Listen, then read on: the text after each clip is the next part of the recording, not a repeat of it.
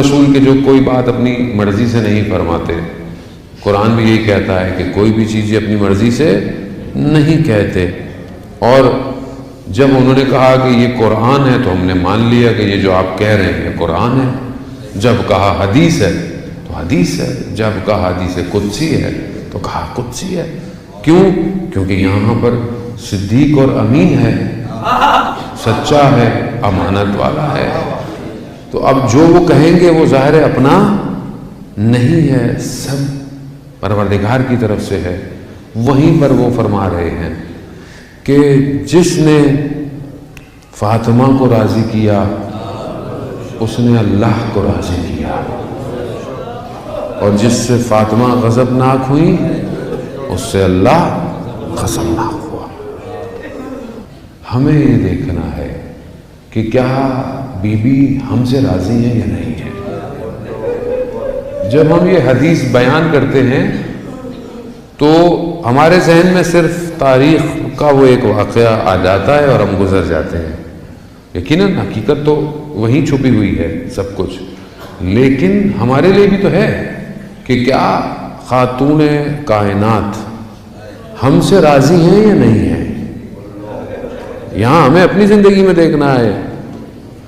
ہم اپنی زندگی میں، اپنے زندگی گزارنے میں، اپنی فیملی لائف میں، اپنی آفیشل لائف میں، اسٹوڈنٹ لائف میں، ان سب میں کیا بیوی کو راضی کر رہے ہیں یا نہیں کر رہے. یہی اصل امتحان ہے. اگر راضی کیا تو پھر امام تک پہنچیں گے، کیونکہ جس نے بیوی کو راضی نہیں کیا وہ امام تک نہیں پہنچ سکتا. امام تک جانے کا دروازہ یہی ہے، یہی در ہے. اسی لیے 11ویں امام، امام حسن عسکری علیہ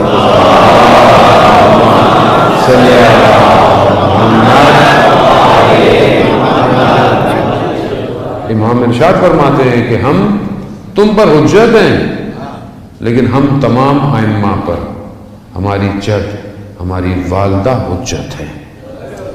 وہ یہ آسان نہیں ہے ایک ایسا وجود ہونا کہ جو نبوت اور رسالت کو ملا رہا ہو. یہ آسان نہیں تھا، اسی لیے اتنا امتحان سخت تھا، اور اس امتحان کو اپنے وجود پہ لیا. کیونکہ اگر یہ امتحان نہ دیا جاتا تو پھر وہ تاریکی اور اندھیرا وہ انسانیت پہ چھائے رہتا. اور بی بی نے اپنے آپ کو جلا کر انسانیت کو بچایا ہے، بچایا ہے. اب ظاہر ہے اب اس کے لیے ہمیں اپنا کردار ادا کرنا ہے کہ ہم اپنی زندگی میں بیوی کو راضی کر رہے ہیں یا نہیں کر رہے. عزیزان وطن، بہرحال یہ کہ آیا ہم اپنی زندگی میں اس راستے کو اپنا رہے ہیں جو بیوی نے اپنایا تھا یا نہیں اپنایا. چاہے وہ راستہ گھر کے معاملات کا ہو، چاہے وہ راستہ خدا کی عبادت کا ہو، چاہے وہ راستہ معاشرے میں ارتباط کا ہو. ہم اپنی زندگی میں دیکھیں کہ ہم کیا کر رہے ہیں. ایک حدیث میں نے اس دن یہیں پر چند دنوں پہلے ایک جگہ بیان کی تھی، اسی سے متبرکاً آغاز کرتا ہوں گفتگو کا کہ بی بی نے خود فرمایا کہ مجھے اس دنیا میں 3 چیزیں بہت اچھی لگتی ہیں. پہلی چیز، مجھے قرآن کی تلاوت بہت اچھی لگتی ہے اس دنیا میں. وہ یہ پہلی چیز ہے. اب ظاہر ہے اگر آپ کسی کو پسند کرتے ہیں تو آپ کی اور ان کی پسند میں ایک جیسی ہونی چاہیے. اب اگر آپ بیوی کو پسند کرتے ہیں، بیوی پر جان قربان کرتے ہیں، اور ہم زیارت میں پڑھتے بھی ہیں کہ ہمارا سب کچھ آپ کے لیے ہے، تو کیا ہم قرآن کی تلاوت کرتے ہیں یا نہیں کرتے. تو یہ اس لیے کہ ہمیں پتہ چلے کہ ہم بیوی سے کتنے دور ہیں یا قریب ہیں. دوسری چیز جو خاتون اول ارشاد فرماتی ہیں کہ مجھے اس دنیا میں اپنے بابا کے چہرے کو دیکھنا اچھا لگتا ہے. ظاہر ہے اس سے بہترین آپس میں دونوں کی محبت، احترام، وہ کتنی روایات اور آیات، یعنی جتنا آپس میں تھا وہ کوئی کسی اور کے ساتھ ارتباط نہیں تھا.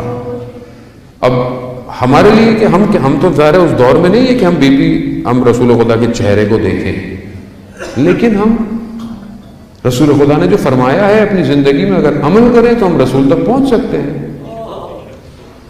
اب رسول نے تو پورا اسلام ہی دیا ہے, بچہ تو کچھ بھی نہیں ہے کہیں سے, تو اب آپ کو کہیں سے بھی عمل کریں تو آپ رسول کی بات مان رہے ہیں. لیکن میں اور آسان کر دیتا ہوں آپ کو, بہت ہی آسان سا کر دیتا ہوں کہ انسان جو ہے وہ کھانے سے پہلے ہاتھ دھوتا ہے. جراثیم ہوتے ہیں, دھونے بھی چاہیے ویسے بھی.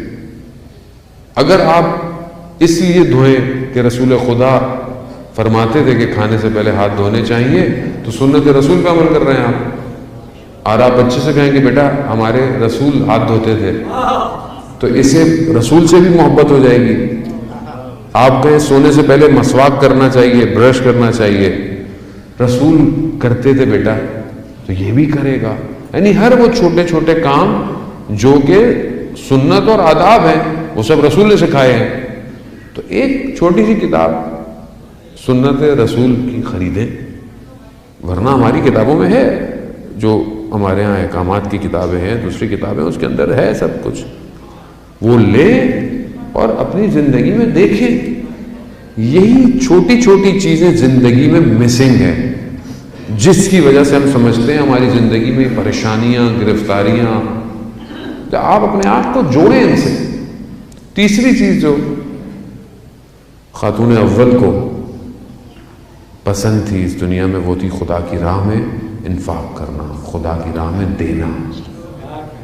تو ہم اپنی زندگی میں دیکھیں کہ ہم خدا کی راہ میں کتنا دیتے ہیں. اب یہ مظہر بندگی ہے حضرت سیدہ, یعنی زندگی کے ہر زاویے سے اس سے بہتر بندہ خدا اس وقت نہیں ہے.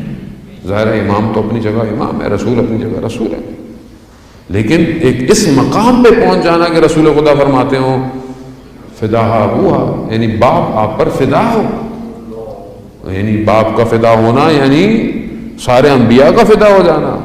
اور خاتم الانبیاء ہے, اپنے وجود میں اتنا کچھ ہے کہ ہماری زندگی اگر ذرا سا بھی ان کے قریب آئے, ذہن محترم درک کر سکتے کہ یہ کیا ہے. یہی راز ہے کائنات کا, یہی کائنات کا راز ہے.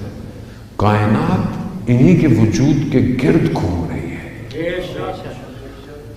ہم اس بات کو اگر ذرا سا محسوس کر جائیں تو سمجھ میں آئے گا. کیوں فرش غم فاطمہ زہرا